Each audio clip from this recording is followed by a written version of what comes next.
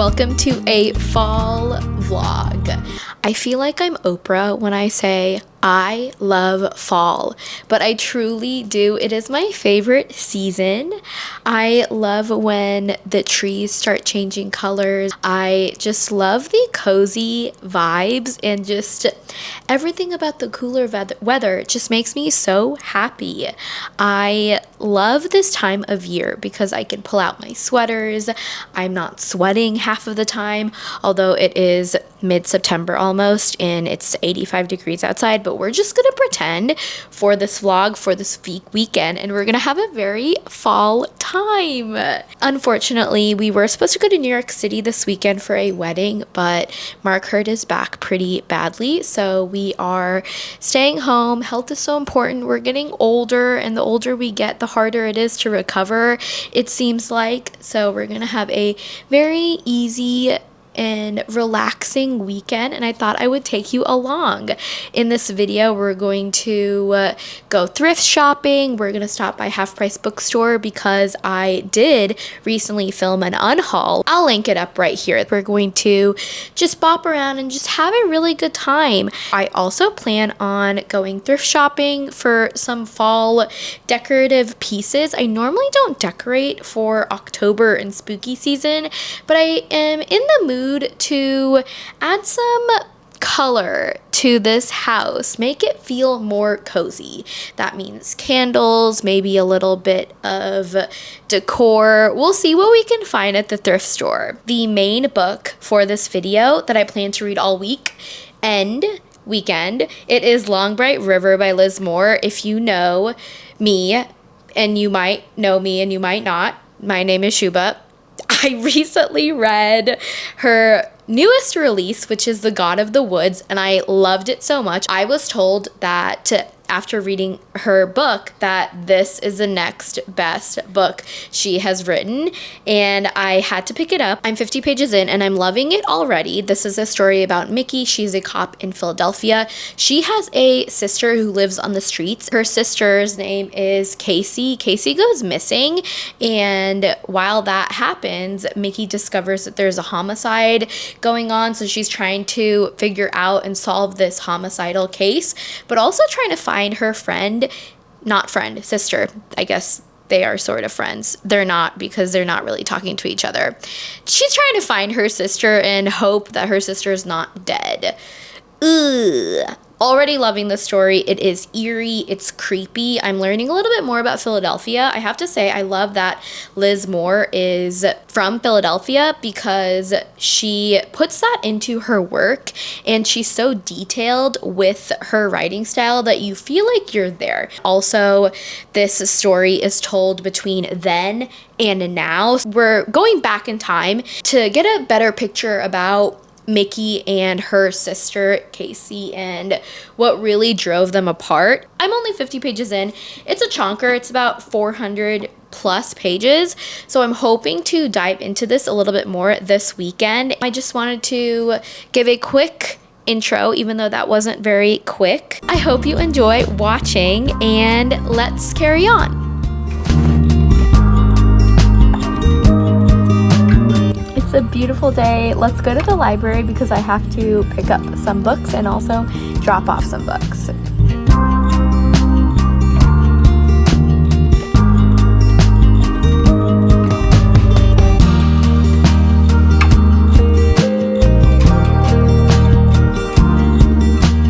Making a pit stop on the way home. I'm picking up Chipotle for lunch. Woo woo!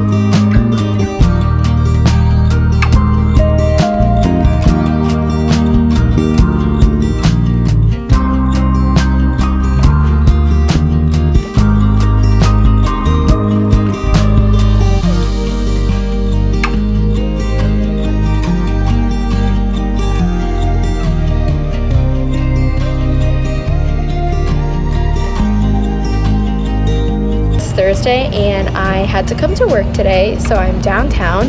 I thought it would be fun to do our first little fall activity by going to a local candle shop and picking up a fall candle.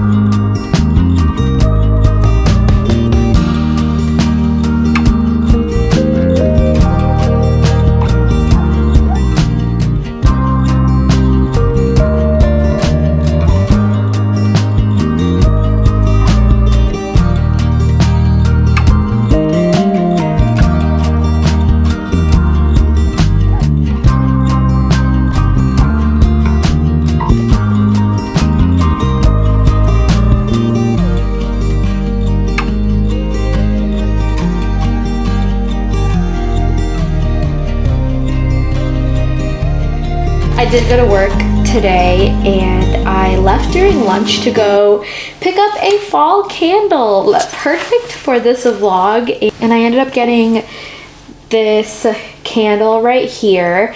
It's from Verdant, which is a local store where they have plants and candles.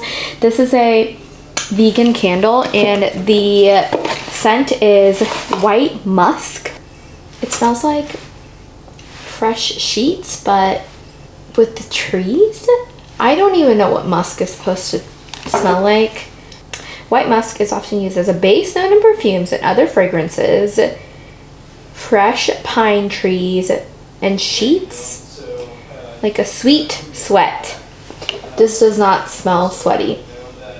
It smells really good. I think it smells more like autumnal sheets. I'm just saying words. Floral, coppery, or cottony. I don't smell floral in it. I keep getting sweet sweat. That's not it. Soft and powdery, clean and pure, persistent. I think persistent, yeah, it's like potent, but in a really good way. I can't wait to light this later. Bathe me in this. I love the packaging that it comes with, and then they also give you matches, which is very helpful. What's really nice about this company, the company is actually called Convivial. They are the ones that create the candles, but the shop is called Verdant. And once you're done using the ceramic candle holder, you can go back to Shop Verdant and then you can just get a refill of the candle, of any candle, for half off, which is great. It's a great way to reduce, reuse, recycle. And I will say it was a little bit pricier for this candle, but we're trying to support local. We're trying to shop in a more sustainable manner, and this is just a little treat. And then speaking of treat, I stopped by this vintage local store. They don't just have vintage clothes, but they do have clothes that are curated to the style of the store. I'll link it down below. It's called Mergers and Acquisitions, and I just was talking to the owner a little bit. I wasn't planning on getting anything, but then they had a little vintage section, and they had this oversized Levi's denim jacket, perfect for fall. And I can also lead this into winter and spring as well. Since it's so big, I could always wear it with a turtleneck. I also got another book from the library, as you saw, 7 Days in June. I am really excited to read the story. I read a love song for Ricky Wilde a few months ago, and I loved it so much. An easy 5 out of 5 for me. I think that Tia Williams writes such emotional stories, and I am planning on reading this for a vlog, a secret special vlog. I'm not going to say anything else about this. This is going to be paired up with a few other books. So yeah, I got this book from the library, got a fall candle, got this denim jacket. A great day. Sad to say, I'm still trying to run, but we ended up not running the 10K either last weekend because Mark started to feel some pain and it wasn't worth it. And I also wasn't mentally prepared to run it by myself. I feel like you have to be in the mood to run by yourself. And I had been training with Mark for 8 weeks prior, so I just couldn't do it. It just, yeah. But Mark is doing better, for those of you who are wondering. If you're not, Mark is doing better. The rest of the evening, we are going to just relax a little bit more. And I got my puzzle out. My best friend, she got me this Stars Hollow puzzle for my birthday. It's perfect since we are watching Gilmore Girls right now, but perfect for fall. So this weekend, hopefully I will start this. I'm gonna finish up work now so I can enjoy the rest of the evening. Okay. Yeah.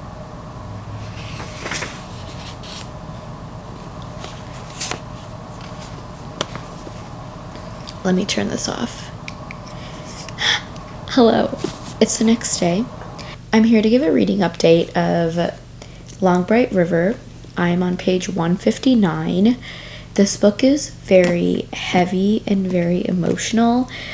I didn't really expect that when I was reading The God of the Woods. I didn't think it was that heavy. I mean, it's a thriller, children are missing, and it is an emotional story, but I think there was more of this thriller aspect to it and this suspenseful, mysterious feeling.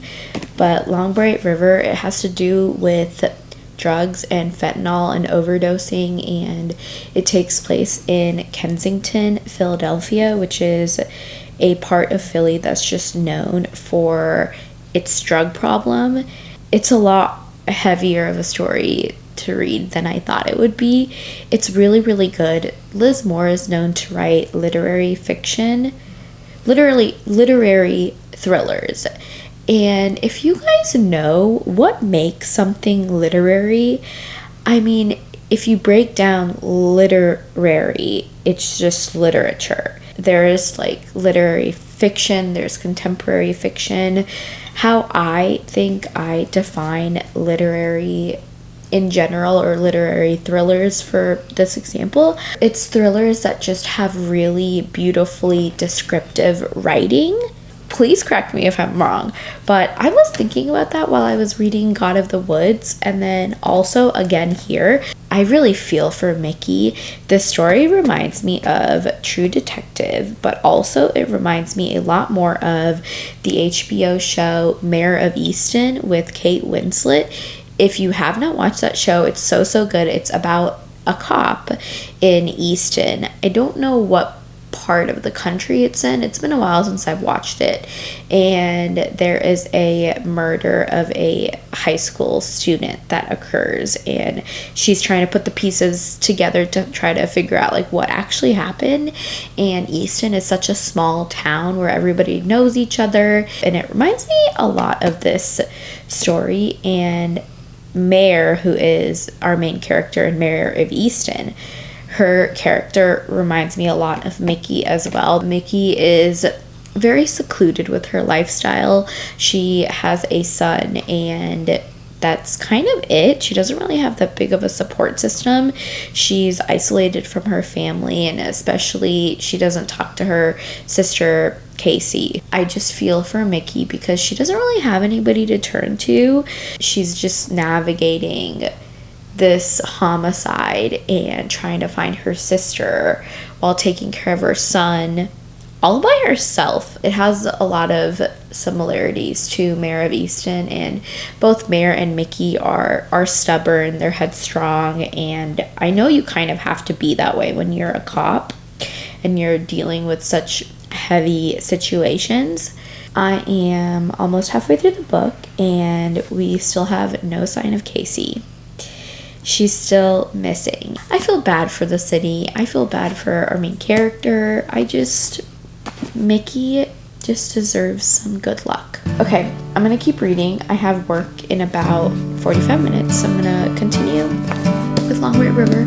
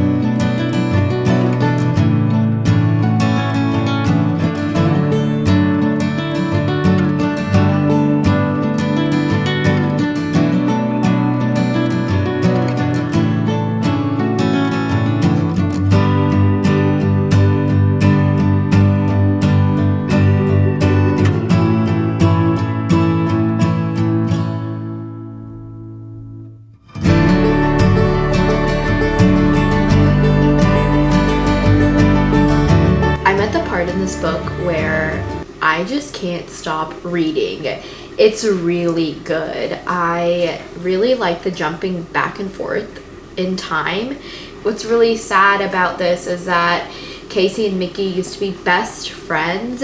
They were the only people who had each other because their parents died, and it's just a really sad upbringing and just learning about growing up and how people treated them. It was just really heartbreaking. I feel like I'm watching a movie. I kid you not. I'm living Mickey's life. I'm right there with her. It's fascinating. Normally other thrillers, I feel like they're 300 pages, 350 pages. This one's 460, I believe, a little over 450. And I think it's just because her attention to detail, her specificity that she adds into every little thing, just so you're aware and just to make everything more clear. The whole setting, the scene, crazy. I like it. I like it a lot. I really like it.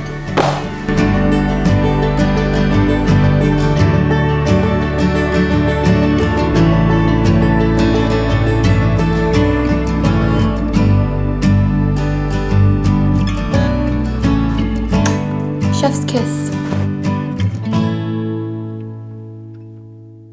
We're getting somewhere. I think we're getting somewhere. I have this much left. I've read this much. I'm at the halfway point. I love floppy books. I Will Die on This Hill. Paperbacks over hardcovers. Forever and forever. Also, what's interesting is that no one has seen Casey's sister. It's like she just vanished out of thin air. And it sounds like Kensington in the community is pretty small. People know each other. So it's hard to believe that Casey just ran off without telling her sister. I do think that something bad happened to her. I just am not sure. This book is getting wild. This book is crazy. I feel like she's taking us on this rabbit chase. Now I really don't know who the culprit is. I guess we'll just have to read and find out. Girly, we are trying to solve the same question. Liz Moore takes us on this journey with a lot of loopholes, and you think you know who the culprit is, and then it's not. And then there's another plot twist, and then another one. I don't think I'm going to believe anything that is said in this book until I finish the very last page. My hunches are off a little bit. That's all I'm going to say. They found the culprit. But I have this much left. Did they really find the culprit? As a part of my fall reset and getting ready for the cozy season, I filmed a huge book unhaul. So I have all of my books around me that I'm going to try to sell to Half Price Bookstore today. I realized that a lot of the books that I am trying to get rid of have the annotation stickies on them, the tabs. So I'm gonna sit here, watch some YouTube, and remove the tabs from my books so I can properly sell them and Half Price takes them.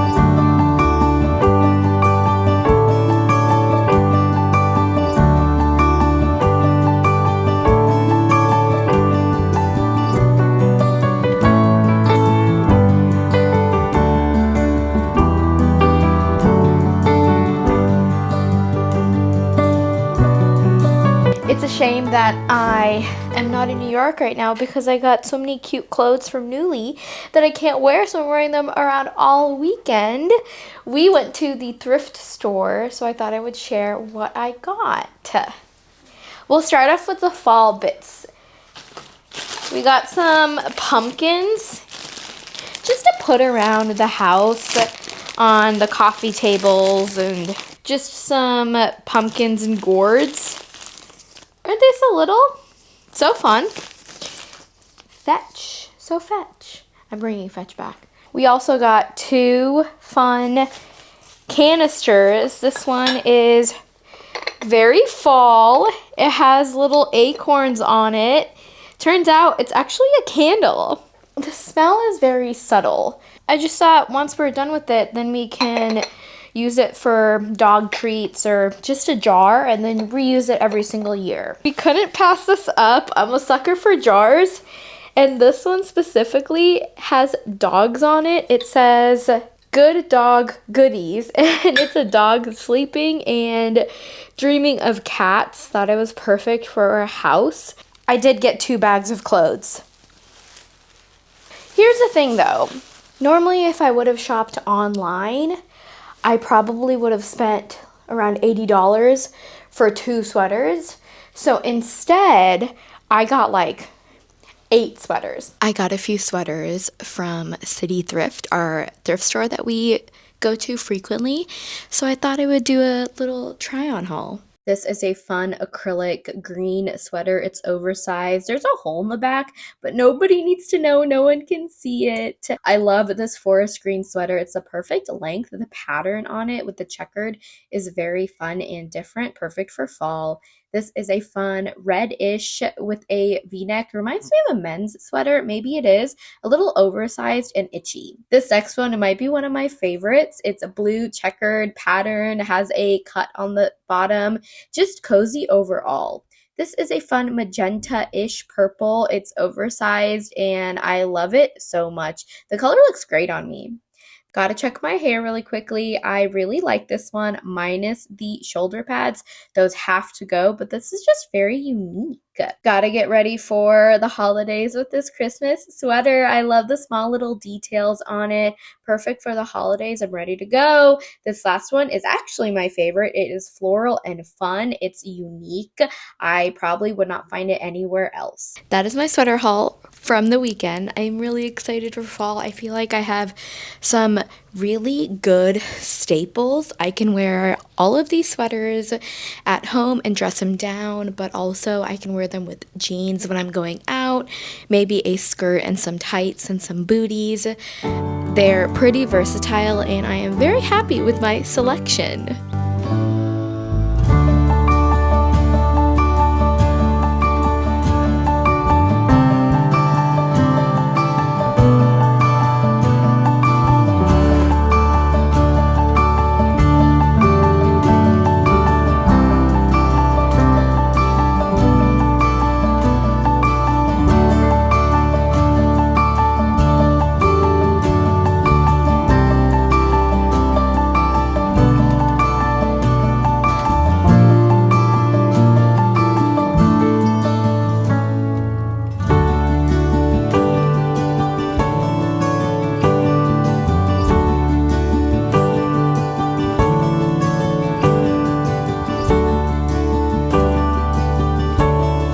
Something that I've been wanting to do this fall to get into the spirit of coziness is to create a mood board for my iPad. I've never done this before. Right now I just have a picture of Mowgli and me at Monument Rock in Kansas. I thought that this would be a perfect time to change things up. YouTube has been such a great creative outlet for me. I've enjoyed it a lot. I'm a very type A person and I like structure, and I am trying to find more ways to not add structure in my life and try to be more creative in that aspect. And I think Pinterest is a really good example. I've been spending around 10 to 20 minutes a day here and there just scrolling and pinning things for inspiration, whether it's food related, booktube related, home improvement related. It's just been a fun creative outlet, and I want to keep doing it, but also create a fall mood board for my iPad. I am envisioning just a mood board of cozy autumnal vibes. We'll talk about what everything means on my mood board after.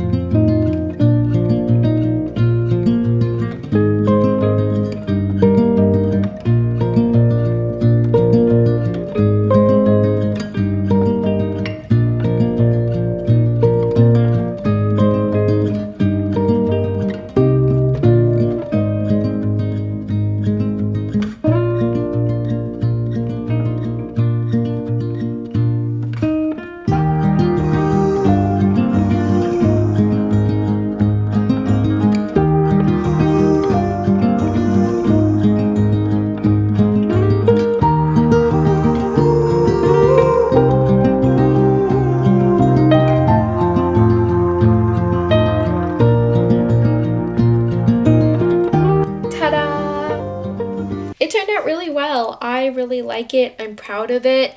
I tend to try to make sure things are perfect, and the whole point of creating a mood board is to let go of perfection and just kind of make things based on how I feel.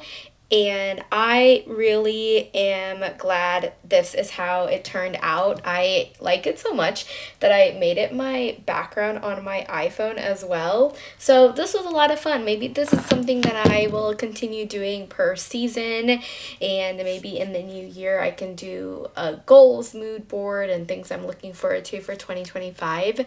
But that was a lot of fun. I really enjoyed it. I'm feeling the fall vibes. We have Gilmore Girls, a lot of coffee, cake. I like the little sprinkles of cartoons that I added in. I really liked the cat image that was "To survive the seasons, you must change with them." I thought that was very relatable and accurate as well.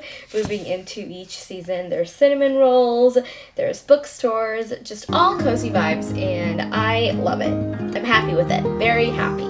That was fun.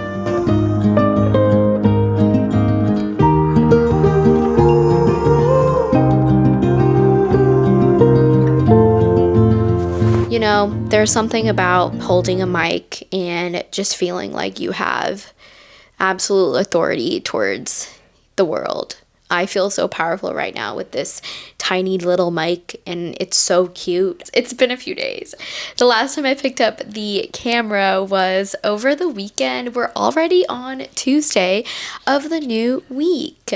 It's been a pretty busy last couple of days. On Saturday, as you saw, we went thrift shopping. Mark and I bopped around town a little bit, and that was a lot of fun. It was the first day that he actually left the house since he hurt his back. So we kind of made a fun little date day out of it, and then we went to a little French restaurant in the evening for dinner. It's called Westport Cafe. I didn't take any photos or videos because I'm trying to be more present and in the moment, especially when we do these little excursions around town. I find that I want to take photos and post it on social media and capture those moments, but it's also really important to just take a step back and put my phone away and enjoy the company that I'm with. And so we just had a phone-free dinner with a glass of wine. Sunday was the Chiefs game, and we just hung around the house for a little bit. We puzzled while watching the Chiefs game. Well, I puzzled and Mark worked on his Lego set that he's building right now. He's currently working on the lighthouse Lego set. I'll show a picture right here. I think it's going to be really cool because it actually lights up. We're hoping to put it on our bookshelf in the living room, the bookshelf that is my TBR bookshelf. It's gonna go somewhere on there. So we did that, and then the Chiefs won. Go team. Yay. 2 out of 2. I've been watching football, Chiefs football games.